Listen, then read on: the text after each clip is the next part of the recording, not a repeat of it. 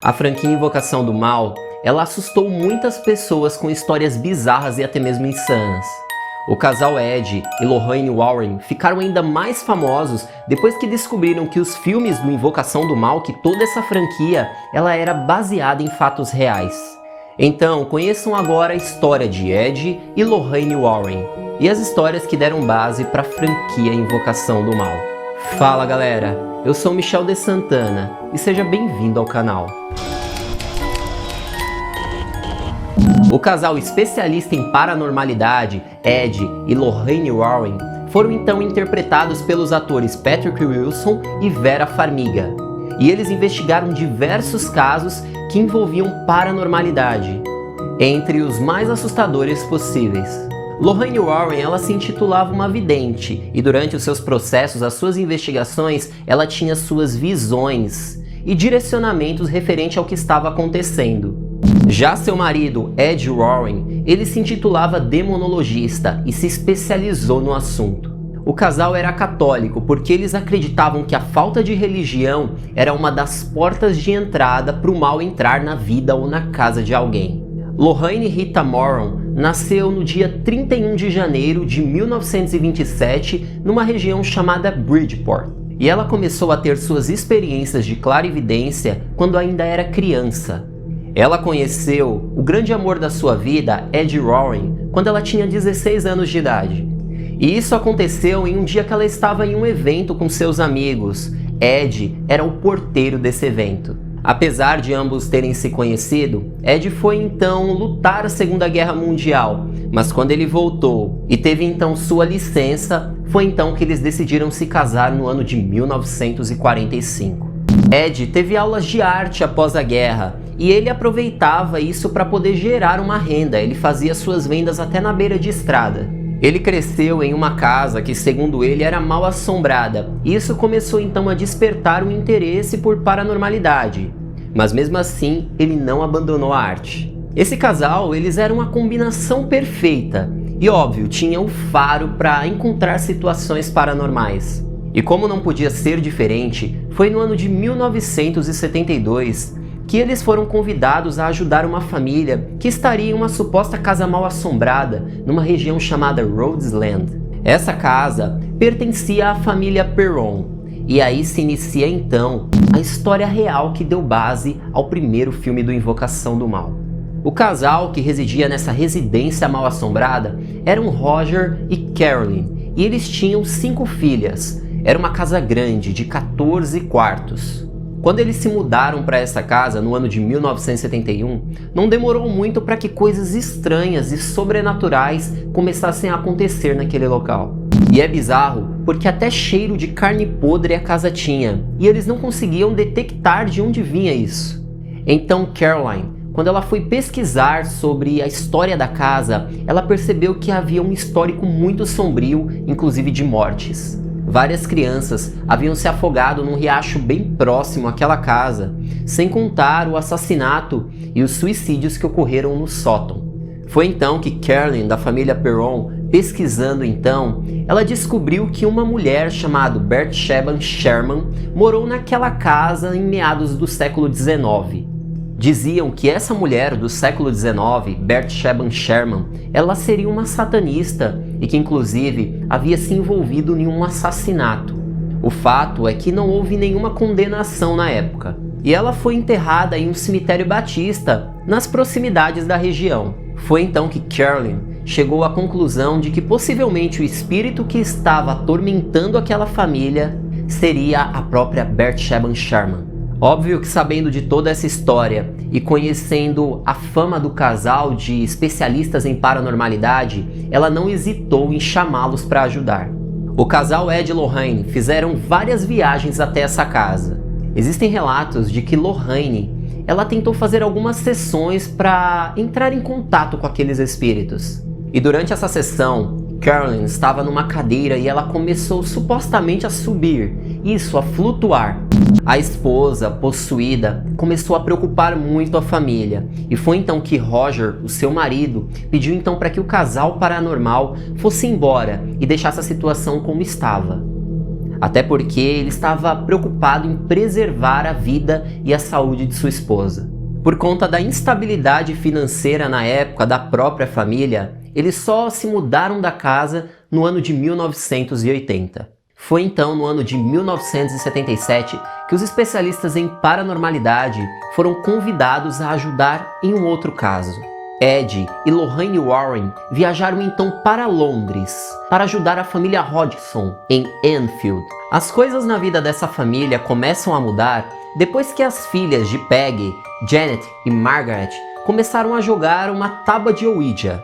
Depois disso, a mãe Peggy Hodgson disse que começou a acontecer coisas bem estranhas na casa, inclusive batidas, barulhos bem estranhos.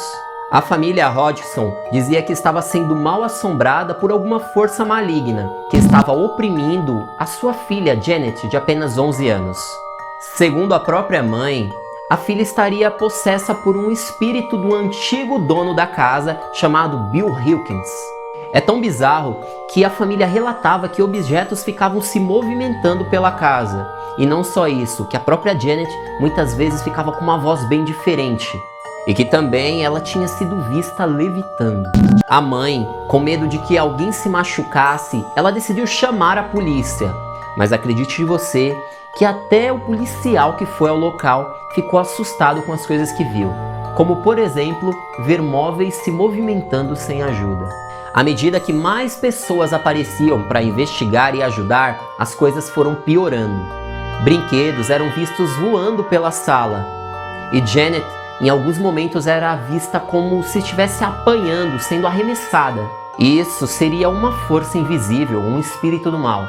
Possivelmente o próprio Bill Wilkins. Aí então se desenhava a segunda história real, onde foi baseado o filme Invocação do Mal 2. Nem todos estavam convencidos de que aquela situação era real. Céticos da época diziam que aquilo seria apenas uma travessura de criança ou até mesmo uma armação. E de fato, Janet, anos depois, chegou a assumir que de fato a família estava fazendo coisas para piorar o que estava acontecendo. Até porque a mídia local estava bem em cima deles. Mas depois que pediram para Janet enumerar o que aconteceu, ela disse que apenas 2% foi armação, ou seja, os outros 98%, segundo ela, aconteceram. Segundo uma das entrevistas da menina Janet, ela disse que a coisa mais bizarra que aconteceu foi o lençol da cortina amarrando sozinho em seu pescoço. Na época, Ed Warren foi acusado por um cético de que o próprio casal estava exagerando com relação àquela situação e que de fato aquilo era só manipulação. Naquela época, um cético, até mesmo respeitado, disse a Ed que ele estava exagerando em levar aquele caso, aquela situação a sério, e que aquilo não seria paranormalidade nenhuma. O fato é que o tempo passou e aquela família continuava sofrendo com tudo o que aconteceu. E as situações só cessaram no ano de 1978, quando, segundo a família, um padre fez uma oração naquele lugar. O estranho é que a família que se mudou para casa depois disse que também estava acontecendo coisas bem estranhas e que eles tinham a impressão de que alguém estava andando por ali. Realmente, o cético da época que dizia que essa história não era verdade, ele teria que desmentir muitas pessoas, até porque não foi só uma que relatou essas coisas bem estranhas. Outra história bem intrigante é de um jovem chamado Arne Cheyenne, de apenas 19 anos de idade. Arne Cheyenne Johnson estaria sendo acusado de assassinato, mas o estranho é como ele se defendeu. Segundo ele teria sido possuído por um demônio. E foi o primeiro caso nos Estados Unidos onde um homem disse que não foi ele que fez a situação, não foi ele que matou, mas que tinha sido o próprio diabo ou o próprio demônio. Essa história, então, foi a inspiração para a Invocação do Mal 3. E para entender o que aconteceu com Arne Cheyenne Johnson, vamos voltar no ano de 1980.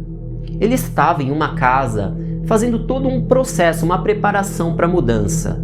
David Glatzel, seu pequeno cunhado, irmão de sua noiva, Deb Glatzel, estava ajudando ali a fazer todo o trabalho. Isso em um imóvel alugado em Connecticut. Enquanto o menino ajudava o seu cunhado, Arne Johnson, ele relatou ter visto um homem de barba branca e que supostamente estaria com a pele carbonizada.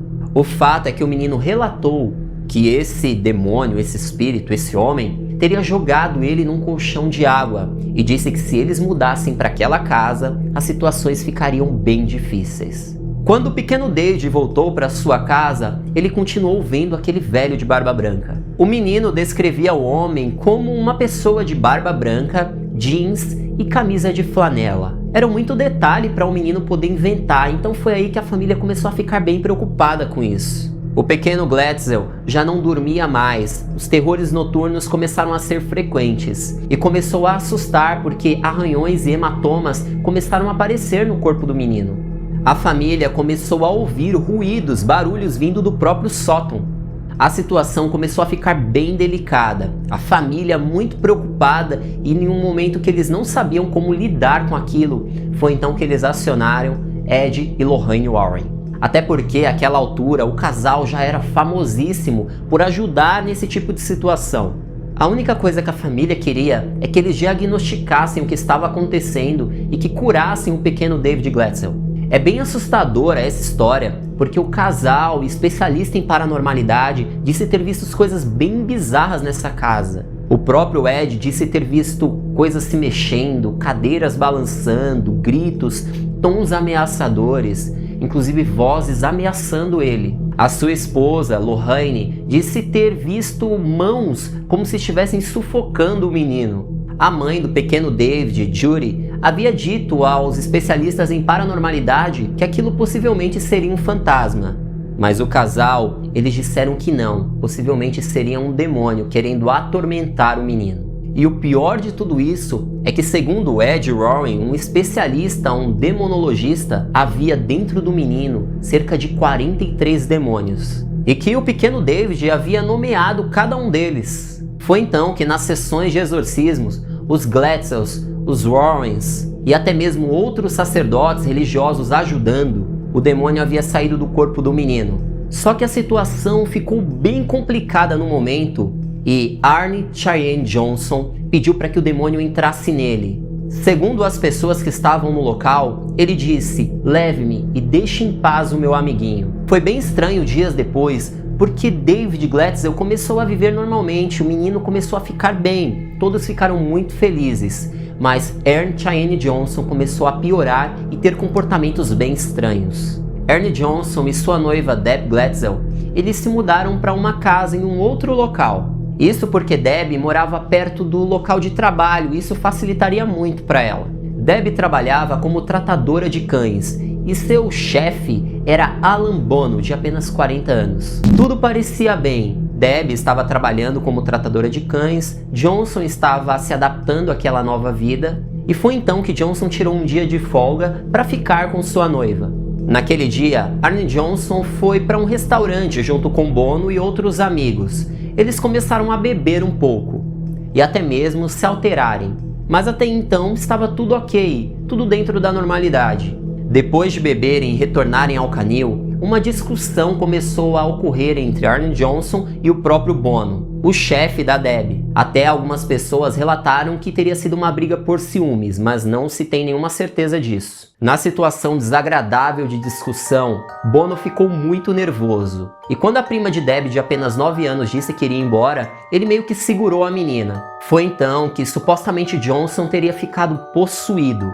Nesse momento, Johnson teria sido possuído pelo suposto demônio e então pulou em cima de Bono e começou a atacá-lo com um canivete.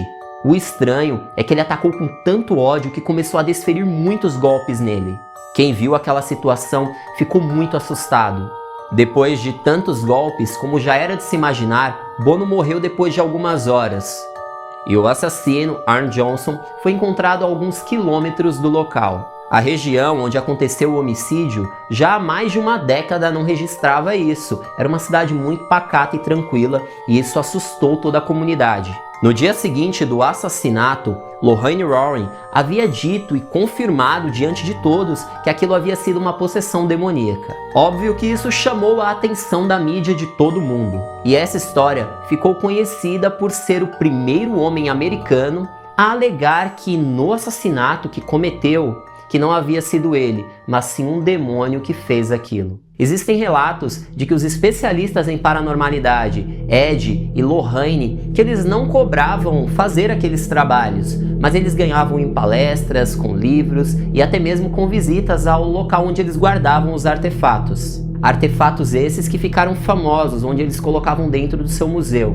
O casal famoso da franquia, Ed e Lorraine Warren, fundaram então a Sociedade de Pesquisa Psíquica no ano de 1952. Esse seria o grupo de caça-fantasmas mais antigos da Nova Inglaterra. Quando ambos morreram, Ed no ano de 2006 e Lorraine no ano de 2019, foi então que Tony Spera, o genro deles, assumiu então o museu e todo o trabalho. Tony Spera, ele é casado com Judy, a filha do casal. E depois, gente, de nós mergulharmos nessa franquia em toda essa riquíssima história, é claro, vale muito a pena, se você não assistiu os filmes, assistir, mas também pesquisar sobre o assunto, é bem interessante. E se você curtiu muito esse vídeo, se você curte esse tipo de assunto, então aproveita e se inscreve aí no canal, assim você não perde os próximos vídeos. E claro, se você gostou muito desse vídeo, deixa seu like, porque aí você ajuda aqui o canal e ajuda o vídeo a chegar a mais pessoas. E você, conhecia toda essa história? Conhecia o lado real por trás desses filmes? Deixa aí nos comentários se você já sabia, se já conhecia. E se tiver algum comentário para acrescentar, por favor, pode deixar aí também. E novamente, galera, eu agradeço a todos vocês que ficaram até o final desse vídeo, acompanhando toda essa saga. Tudo de bom e tchau, tchau.